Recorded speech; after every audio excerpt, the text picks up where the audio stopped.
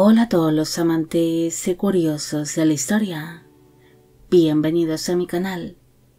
Hoy os traigo la vida de Carlos I de Borgoña, más conocido como Carlos el Temerario, aunque también sería llamado de distintas maneras como el intrépido, el audaz, el terrible o el gran león, siendo un hombre que gobernó el ducado de Borgoña cuando éste se encontraba en su mayor apogeo, pero su gran ambición y su obsesión por fundar un nuevo reino acabaría causando su inevitable y triste fin. Esta biografía es realizada por petición de Carolina Guerra, Alba Borrás, José 21, Lía Villanueva y Arcadia Com. Carlos de Valois y de Avis nació el 10 de noviembre de 1433 en la ciudad de Dijon, en el Ducado de Borgoña, actualmente en Francia. Fue hijo del duque Felipe III de Borgoña, apodado el Bueno, y de la tercera esposa de este,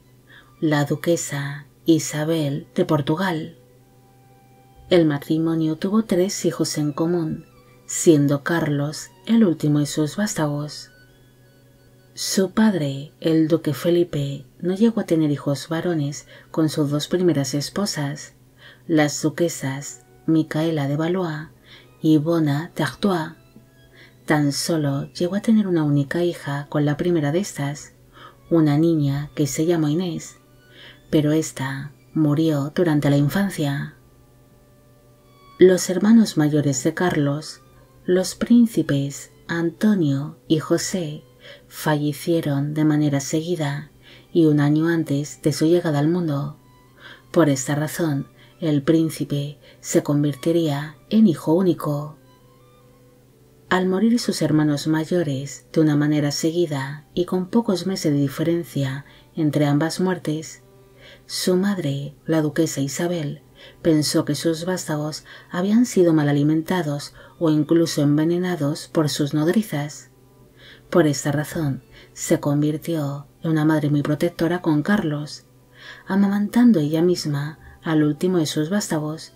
pese a ser algo que estaba muy mal visto por la sociedad de su época, ya que por aquel entonces que una mujer perteneciente a la nobleza o a la realeza amamantase a sus propios hijos era considerado un gran escándalo. Nada más nacer, Carlos recibió el título de conde de Charolais, que era el título que recibían los herederos del ducado de Borgoña, y 3 semanas después de llegar al mundo, su padre le nombró como caballero de la Orden del Toisón de Oro. Pese a criarse en una de las cortes más esplendorosas y extravagantes que existían en aquella época, Carlos pronto demostró ser un niño sencillo que prefería vivir alejado de los lujos y de las riquezas que poseía su padre. El niño se crió dentro de la corte borgoñona junto a sus primos Catalina y Juan, el futuro Juan I de Cleves, que eran los hijos de su tía paterna, María de Borgoña, convirtiéndose sus primos en una especie de hermanos para él. Pese a vivir rodeado de lujos, se sabe que Carlos prefiere llevar una vida modesta y sencilla. A él le gustaban mucho los torneos y jugar a la guerra. También le gustaba leer y aprender cosas nuevas, siendo un gran apasionado de la historia. Según relataron varios de sus contemporáneos, al conde de Charolais le gustaba acostarse temprano y pedía antes de dormir que se le leyera durante 2 horas seguidas sobre historia y antiguos conflictos bélicos, especialmente relacionados con el Imperio Romano y las Cruzadas, siendo un gran apasionado de ambos periodos históricos. También se sabe que apreciaba mucho la poesía y la música, llegando a componer sus propios poemas y a tocar el arpa. Carlos recibió una buena educación, aprendiendo leyes, política, historia, literatura, administración y ciencias, además de recibir clases de idiomas. Él dominaba el francés y el latín, pero también llegó a aprender algo de inglés, italiano y portugués, aparte de hablar las lenguas regionales de Flandes y de Brabante. El muchacho también sería formado en el arte de la guerra. Recibió una estricta formación militar que estaría supervisada por el militar y político Juan IV de Auxi. En el año 1435 se acabaría firmando el Tratado de Arras,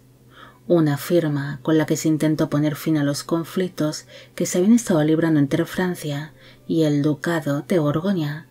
durante las etapas finales de la Guerra de los 100 años, y para sellar dicho tratado, Carlos fue comprometido con la princesa Catalina de Francia, celebrándose este casamiento el 19 de mayo de 1440 en la ciudad de Blois, en Francia. Para entonces, él tenía 6 años de edad en el momento de la unión y ella 12. Ante la corta edad de los novios, los condes de Charolais no llegaron a convivir,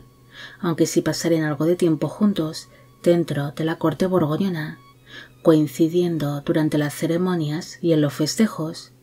quedando su esposa Catalina bajo el cuidado de la madre de Carlos, la duquesa Isabel de Portugal, quien trató a la princesa como si fuese su propia hija. Se sabe que Carlos y Catalina llegan a mantener una buena relación y parecían llevarse bastante bien, pero su esposa siempre había sido una princesa un tanto delicada que le costaba seguir el ritmo de la corte borgoñona, muriendo finalmente en el año 1446, cuando tenía alrededor de 18 años de edad, a causa de una posible tuberculosis. Carlos quedó viudo con tan solo 12 años de edad, y mientras se le buscaba un nuevo casamiento que fuese beneficioso para el ducado de Borgoña, el muchacho se centró en su formación. El conde de Charolais iría creciendo, convirtiéndose en un joven arrojado, intrépido, audaz, valiente, familiar, franco, educado, piadoso y alegre, siendo un muchacho con un gran sentido de la lealtad y del honor, aparte de ser muy respetuoso con las personas que le rodeaban. Pese a tener muchas virtudes, su encanto y educación iría cambiando según fue creciendo, convirtiéndose en un hombre impulsivo, austero, ambicioso y obsesionado con la guerra, llegando a ser incluso violento y cruel con sus enemigos. Es más, se dice que él mismo pedía recibir un estricto entrenamiento militar, llegando a tener un gran dominio de su cuerpo y mente, preparándose para soportar cualquier sufrimiento en el campo de batalla. La fuerte personalidad que llegó a desarrollar Carlos acabaría causando que fuese apodado de distintas maneras, como el terrible, el guerrero o el atrevido, entre otros, pero sin duda pasaría a la historia por su apodo de El Temerario, ya que según sus contemporáneos era un hombre que no temía nada. Gracias a su arrojo y temeridad, el duque Felipe III de Borgoña empezó a confiar en él y dejó entre sus manos ciertos asuntos delicados que afectaban a la estabilidad del ducado. Por esta razón, entre los años 1452 y 1453, Carlos reprimió en nombre de su padre y con gran brutalidad un levantamiento que se vivió en la ciudad de Gante por parte del pueblo flamenco. Mientras todo esto iba pasando, se le seguiría buscando una buena esposa al conde de Charolais, mostrando Carlos un gran interés por contraer un matrimonio con alguna de las hijas del duque Ricardo de York, quien era Lord Protector del Reino de Inglaterra y padre de los futuros reyes de la Casa York, Eduardo IV y Ricardo III. Carlos se mostraría deseoso de casarse con la hija mayor de dicho duque, Ana de York, siendo aquel compromiso muy interesante para Borgoña, quien dependía bastante de las rutas comerciales con Inglaterra. Pero con motivo del estallido de la Guerra de las Dos Rosas entre las casas York y Lancaster por el control del trono inglés, aquellos planes de boda no llegarían a nada.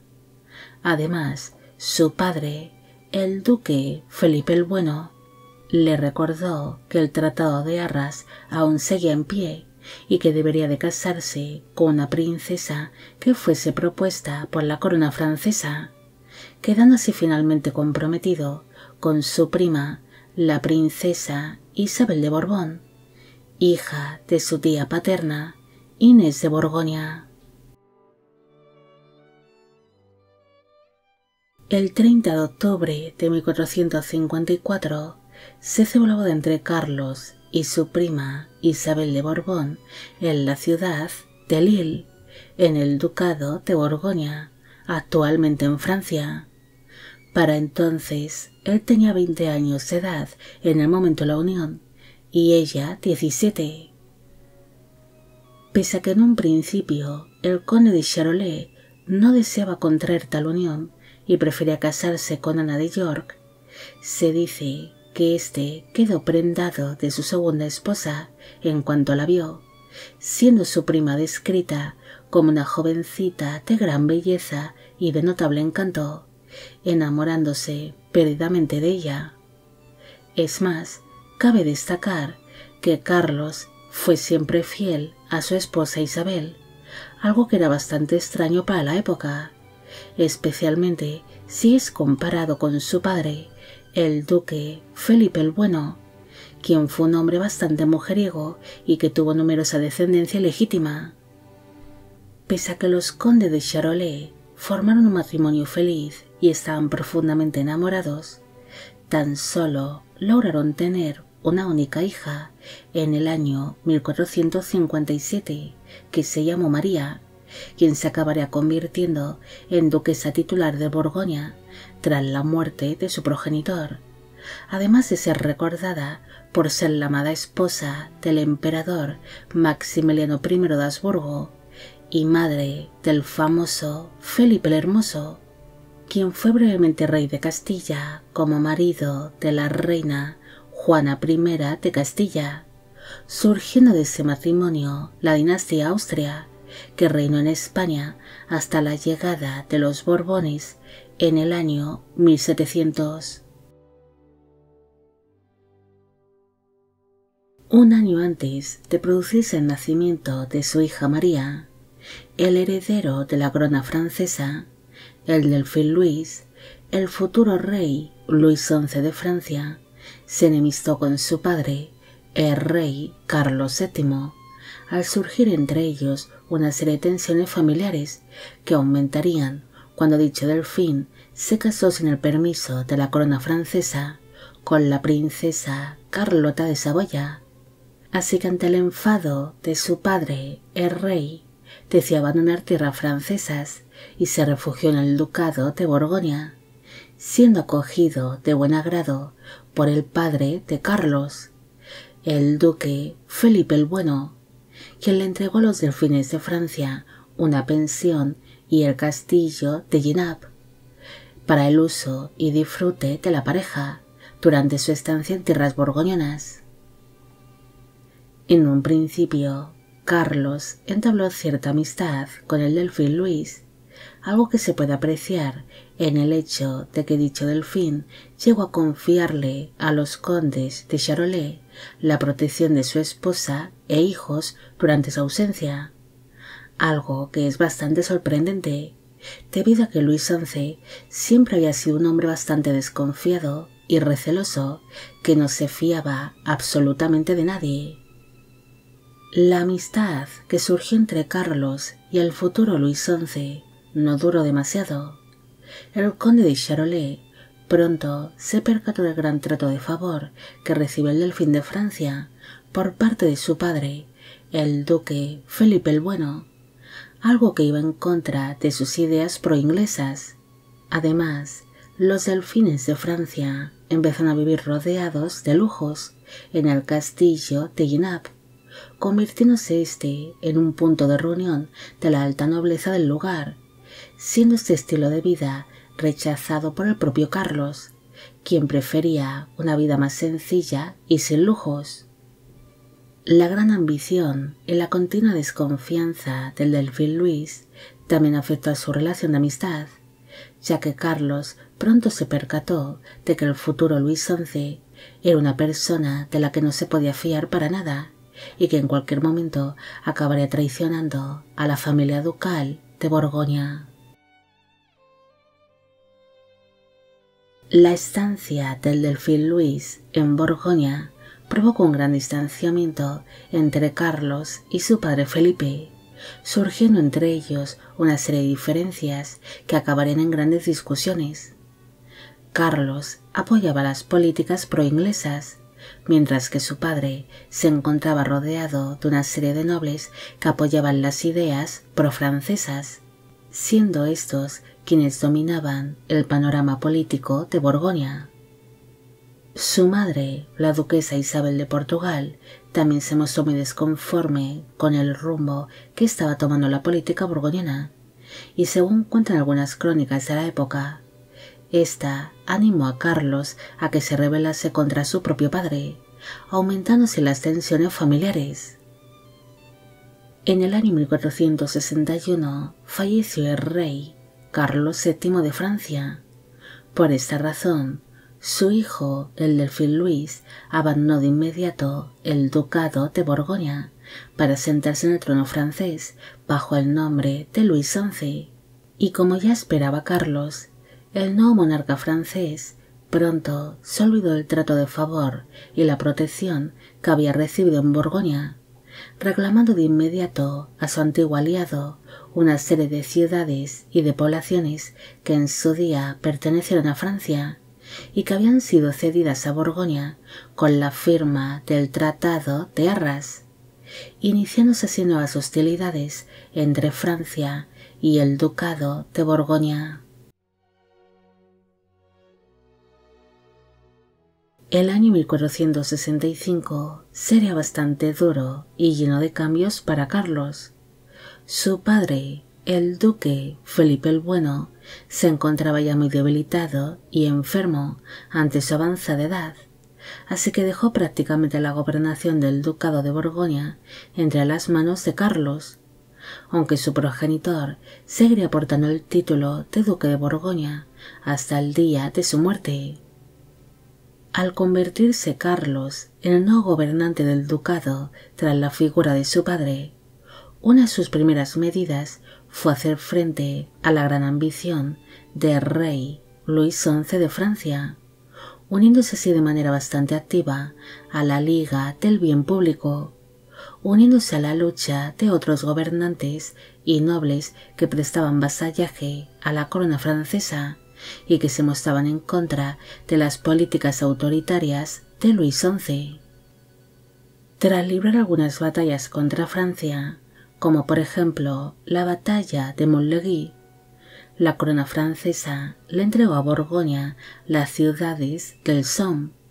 una serie de poblaciones fronterizas que en su día llegan a pertenecer a los gobernantes borgoñones, antes de haber sido arrebatadas por la corona francesa. En el mes de septiembre de aquel mismo año, su amada esposa, Isabel de Borbón, falleció a causa de la tuberculosis que padecía, una muerte que sería muy sentida por el conde de Charolais, debido a que había estado profundamente enamorado de su esposa, pese a no haber conseguido tener descendencia masculina de esta unión. Es más, se dice que Carlos adoraba a su hija María, quien era muy parecida a su madre, heredando de ésta su encanto y belleza, siendo el único recuerdo vivo que le quedaría de su amada Isabel. Carlos no solo tuvo que lidiar con la gran ambición del rey Luis XI de Francia, sino que tuvo que hacer frente a una serie de revueltas que surgieron dentro del Ducado de Borgoña, como es el caso del Principado Episcopal de Lieja, quien buscaba independizarse de Borgoña. Por esta razón, Carlos mandó saquear y arrasar distintas poblaciones, como por ejemplo la ciudad de Dinant, intentando así parar el avance rebelde. En el año 1467 falleció su padre, el duque Felipe el Bueno, convirtiéndose así Carlos de manera oficial en el nuevo duque de Borgoña, bajo el nombre de Carlos I, heredando así distintos ducados, condados y señoríos que formarían parte de sus dominios. La muerte de su padre reavivó los levantamientos rebeldes que se estaban viviendo dentro del Ducado de Borgoña, así que apenas 3 meses después de haberse producido esta muerte, el nuevo duque tuvo que sofocar nuevas revueltas procedentes del Principado de Lieja, librándose así la batalla de Brüsten, consiguiendo derrotar al obispado rebelde de Lieja. Ante las revueltas que se estaban viviendo dentro de sus dominios y la continua amenaza que representaba la figura de su vecino, el rey Luis XI, Carlos decidió casarse de nuevo, quedando oficialmente comprometido con la princesa Margarita de York, quien era la hermana pequeña de Ana de York, la mujer con la que deseaba casarse antes de conocer y contraer matrimonio con su amada esposa Isabel de Borbón. Aquel nuevo compromiso era muy interesante para el duque, debido a que estableció una importante alianza con la corona inglesa, además de que fortalecían sus políticas pro-inglesas. Cuando el rey Luis XI de Francia se enteró de este compromiso, intentó por todos los medios de que no se llegase a celebrar tal boda, para evitar una importante alianza entre la corona inglesa y el Ducado de Borgoña, pero todos los intentos del monarca francés acabarían siendo en vano. El 27 de junio de 1468, Carlos vería por primera vez a su prometida, Margarita, cuando ésta llegó a tierras flamencas,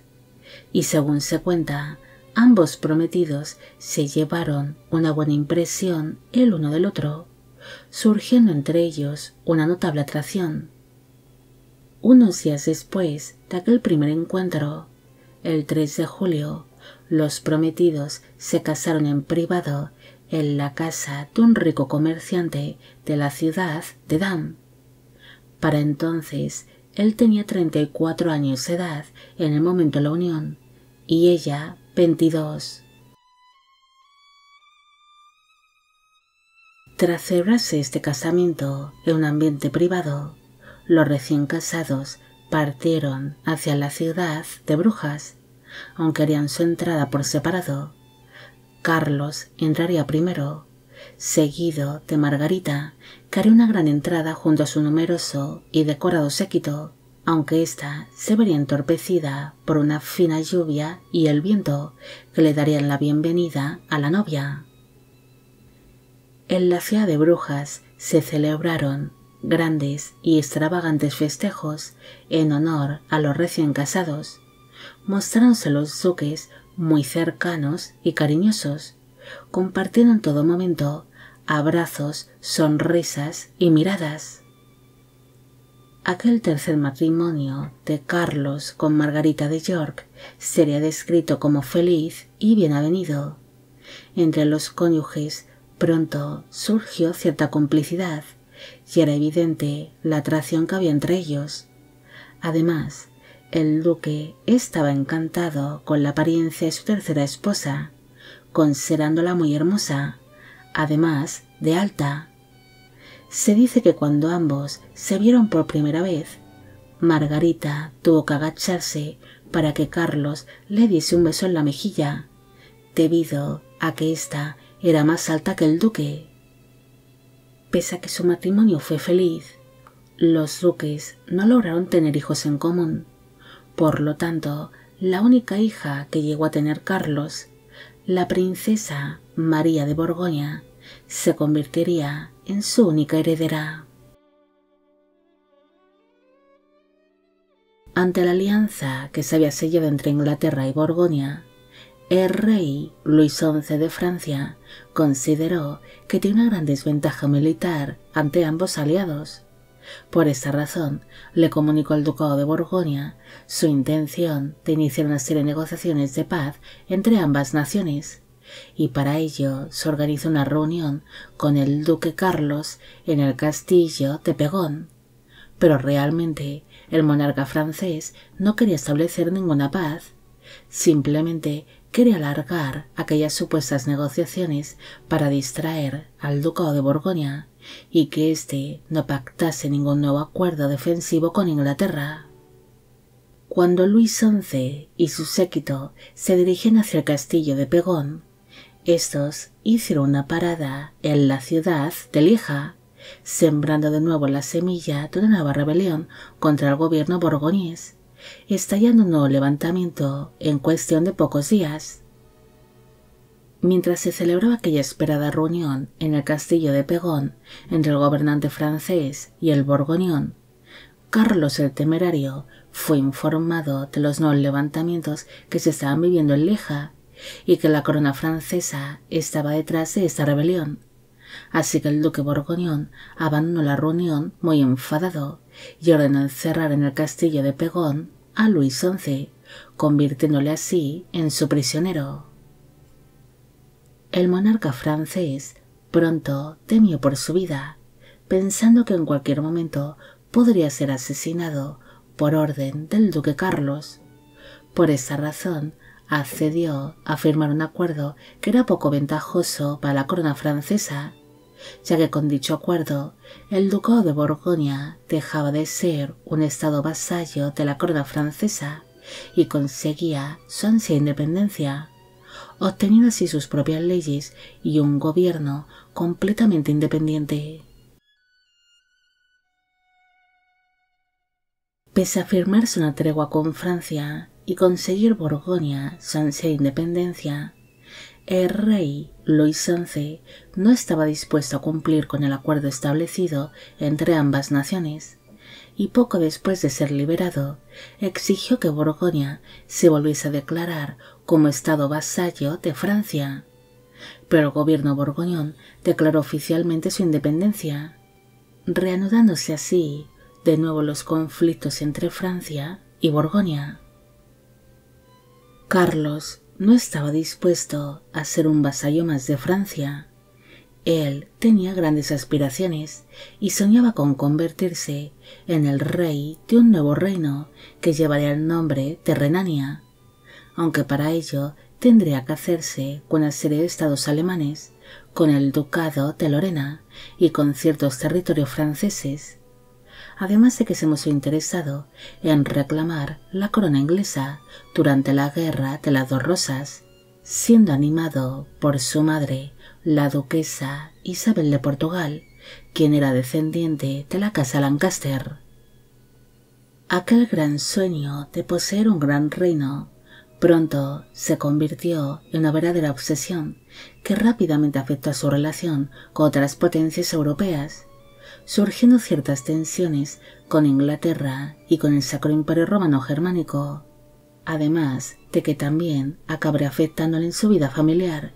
ya que su relación con su esposa, la duquesa Margarita, empezaría a verse algo afectada, tanto por la tiranía que empezaba a mostrar el gobernante borgoñón, como por su gran ambición y sus aires de grandeza, volviéndose un duque bastante impopular entre sus súbditos. Durante los años posteriores, Carlos seguiría librando una serie de sangrientos enfrentamientos contra Francia, logrando arrasar Normandía y provocar grandes masacres en distintas poblaciones francesas, aunque la ciudad de Beauvais logró resistir el paso del ejército borgoñón, mientras otras poblaciones cercanas caían ante el enemigo. En el año 1473 volvieron a surgir nuevas tensiones con el Sacro Imperio Romano Germánico, debido a que Carlos le pidió al emperador Federico III de Habsburgo que le apoyase en su intento en ser elegido como el nuevo rey de los romanos, un título que le permitiría ser el sucesor de dicho emperador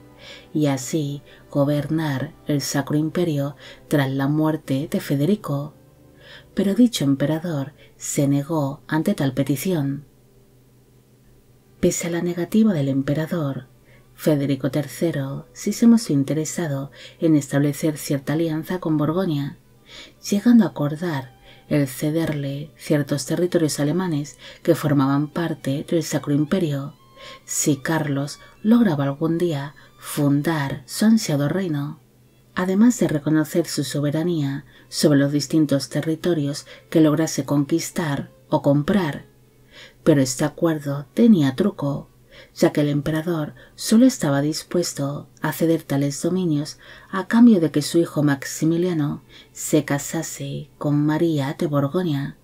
que era la única hija y heredera del duque Carlos. Así que prácticamente no perdía nada y todo quedaría entre familia. Pero finalmente tales planes de boda quedaron en el aire y el matrimonio entre Maximiliano y la duquesa María no se llegaría a celebrar hasta unos años después, cuando ya se había producido la muerte de Carlos. Carlos estaba dispuesto a fundar su soñado reino y para ello necesitaba expandir sus dominios. Así que una manera rápida de conseguirlo sería la de comprar nuevos territorios, comprándole al archiduque Segismundo de Austria una serie de ciudades, además del condado de Feguet y el landgraviato de Alta Alsacia, aparte de comprar los derechos sucesorios del ducado de Weldres al duque Arnold de Egmont. Gracias a estas nuevas adquisiciones, Carlos se convertiría en uno de los nobles más poderosos de Europa, llegando a ser visto por otros gobernantes europeos como una verdadera amenaza ante el poder y los territorios que estaba adquiriendo. Pese a ser conocido como el Gran Duque de Occidente como su fallecido padre, Carlos quería más y su ambición acabaría causándole serios problemas que precipitarían su inevitable caída.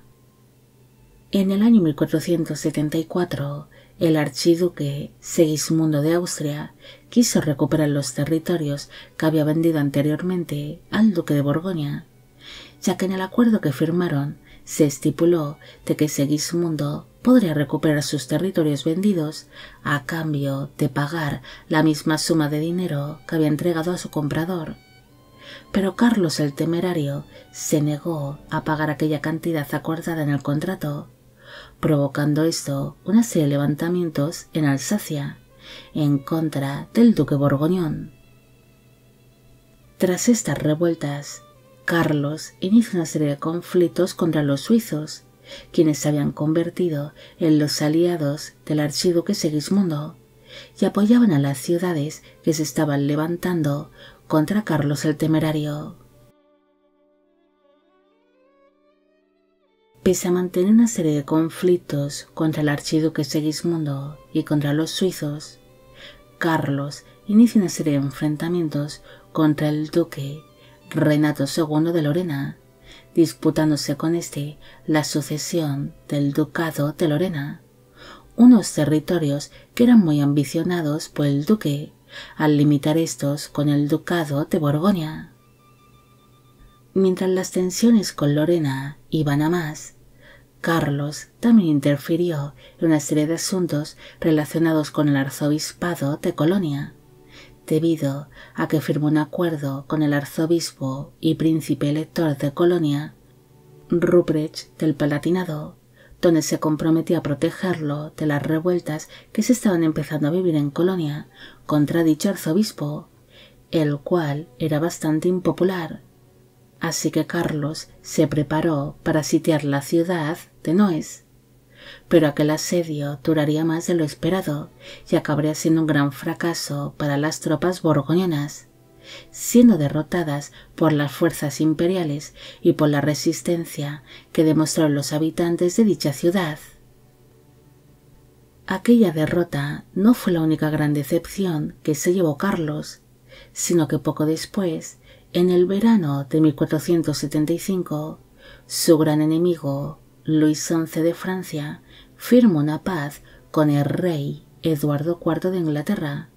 firmándose así el Tratado de Pigny, donde se puso fin de manera definitiva a la Guerra de los 100 años, una noticia que no gustó demasiado al duque de Borgoña, quien tenía la intención de revivir en aquel momento dicha guerra para intentar apoderarse de algunos de los territorios franceses. La firma de aquella paz también significó una ruptura con Inglaterra, ya que empezaría a ver a su cuñado, el rey Eduardo IV de Inglaterra, como un enemigo en vez de como su aliado. Tras esta gran decepción con Inglaterra, Carlos se centró en otro de sus frentes, como por ejemplo los conflictos que estaba librando contra la Confederación de Suiza y el Ducado de Lorena, librando una serie de enfrentamientos contra ambos enemigos, como la batalla de Morat. Participando en dicho conflicto junto a su aliado, el Ducado de Saboya, pero esta batalla sería un gran fracaso para las tropas borgoñonas, las cuales sufrieron una aplastante derrota por parte de los suizos. Tras este fracaso militar, el duque de Borgoña volvió a formar un nuevo ejército y partió hacia la ciudad de Nancy, en Lorena, estando dispuesto a tomar por la fuerza esta ciudad y apoderarse del ducado de Lorena. El 5 de enero de 1477 se celebró la conocida batalla de Nancy, donde las fuerzas borgoñonas se enfrentaron contra las de Lorena y las suizas, pero las tropas borgoñonas no estaban preparadas para tal enfrentamiento, que acabaría convirtiéndose en una verdadera matanza. Tras producirse este terrible enfrentamiento, se perdió la pista de Carlos, así que se envió a una serie de grupos que buscarían por varios días el cadáver del duque de Borgoña, ya que todo apuntaba a que había muerto junto a los tantos soldados borgoñones que habían perdido la vida en el campo de batalla, y no sería hasta 3 días después de haberse librado la batalla de Nancy que el cuerpo de Carlos el Temerario fue encontrado en una zona pantanosa y rodeado de otros cadáveres. El cuerpo del duque se encontraba en muy mal estado. Este había sido desnudado y presentaba una serie de lesiones. Por ejemplo, presentaba un fuerte golpe en la cabeza por encima de la oreja, causado por una alabarda, algo que había provocado la rotura de su cráneo. También presentaba heridas en el muslo y brazos causados por una lanza o un arma de filo. La identificación de su cuerpo sería un tanto complicada a simple vista, debido a que su rostro se encontraba en muy mal estado. Una de sus mejillas había sido arrancada por los lobos que se estaban alimentando los cadáveres que allí se encontraban, mientras que la otra parte de su rostro había quedado pegado al barro congelado de aquel terreno pantanoso. Para poder identificar el cuerpo del duque, fue necesario que su cadáver fuese examinado por una serie de médicos, nobles y pajes que habían atendido al duque de Borgoña en vida, siendo identificado gracias a una serie de características físicas, como por ejemplo los dientes que le faltaban, sus uñas largas y cuidadas, una serie de cicatrices que tenía en el cuerpo de otras batallas o una fístula que tenía en la ingle y que estaba siendo tratada por sus médicos personales. En un principio, el maltratado cuerpo de Carlos fue enterrado en la desaparecida colegiata de Saint-Georges de Nancy, en Lorena, siendo así su cuerpo retenido por el duque Renato II de Lorena, algo que sería considerado como una muestra de victoria por parte de dicho duque, al evitar que el cuerpo de Carlos el Temerario fuese enterrado junto a sus familiares y antepasados en la Cartuja de Chamol. Pero finalmente, en el año 1550, su cuerpo sería trasladado por petición de su bisnieto, el emperador Carlos I de España y V del Sacro Imperio Romano Germánico, a la iglesia de Notre Dame de Brujas, descansando así en un elaborado sepulcro que fue ordenado construir especialmente para él por parte de su tataranieto, el rey Felipe II de España. Carlos fue un hombre que tuvo una gran transformación a lo largo de su vida. Él pasó de ser un joven que apenas tenía ambición y que prefería llevar una vida apartada y modesta, a convertirse en un hombre que se obsesionó con una corona, ambicionando el poseer un gran reino o incluso en convertirse en emperador del Sacro Imperio Romano Germánico. Este duque se acabaría convirtiendo en lo que más odiaba, volviéndose un hombre demasiado ambicioso que sacrificó su popularidad, sus alianzas y su vida familiar por construir un reino soñado. Pero finalmente todos estos sacrificios no sirvieron para nada, ya que acabó muriendo en el campo de batalla por un sueño que no llegaría a convertirse en realidad y por el que habría arriesgado muchas cosas, especialmente las vidas de tantos soldados borgoñones que no estaban preparados para hacer frente a tales conflictos. Carlos es recordado por su arrojo en el campo de batalla y por ser un tanto cruel con sus enemigos, siendo por ello apodado como el Temerario, el Intrépido o el Terrible, pero también es recordado por ser el antepasado de las casas Habsburgo y Austria, ya que gracias a su hija María se acabaría convirtiendo en el antepasado de dos importantes casas que llegaron a gobernar vastos imperios. Bueno amigos, llegamos al final de la vida de Carlos el Temerario. Espero que os haya gustado esta historia y espero a que a todos los que me pedisteis de que hiciese un vídeo sobre él también. Al inicio solo he mencionado a la ganadora del sorteo privado y a las 4 primeras personas que hicieron esta petición, para no hacer una introducción demasiado larga y aburrida. Los demás seréis mencionados ahora. Esta biografía es realizada por petición de Barón Carlo, Silvia Eudave, Edgar Vázquez, Martín Tello, Silvia Cristina Monroy, Laura Solorzano, Emi Piris, David Armando Martínez, Jerónimo Borrego, Sergio Bárcena, Marta Silvia Jerezano, Andrea Díaz, Paola Humada, Flora Norimaki, Kim Minju, Ala Montuenga, Facundo Manuel Mesere, Ángel Ernesto Talavera, Lolo, Álvaro Sotomayor y Carolina García. También quisiera mandar un afectuoso saludo a Erika Judith Ruiz.